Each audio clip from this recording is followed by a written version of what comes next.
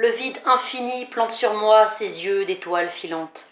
Il me dévisage férocement. Et moi, par méchanceté, je le regarde jusqu'à épuisement. Les yeux dans les yeux, nous nous taisons. Je pense au temps où je battais l'infini, par 4 silences à 0. Puis je m'en allais, vainqueur, avec des yeux qui revendiquaient le plus de belles femmes possible. Je prenais feu.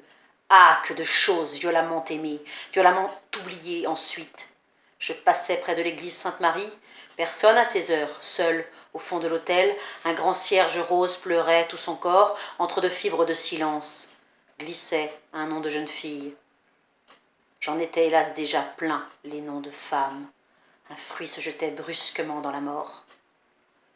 Des appels tués, des appels morts-nés jonchaient le silence.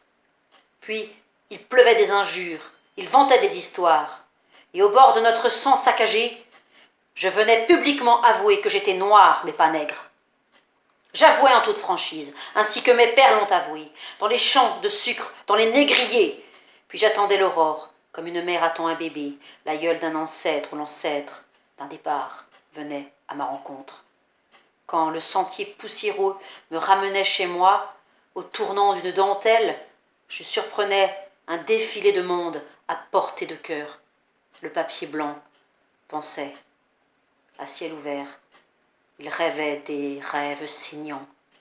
J'étais parfois invitée à accompagner un mort au cimetière, puis je rentrais.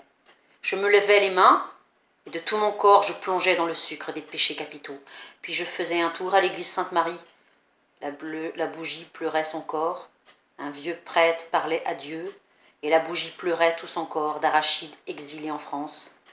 Et je lui disais tout bas, je sais, mais nous ne pouvons pas pendre nos sexes au plafond pour ne plus fabriquer des paysans. Et la bougie pleurait de plus belle, elle pleurait des étincelles. Et je voyais son cœur de coton tchadien faire des petits astres rouges. Bonsoir, cierge. Bonsoir, mon père.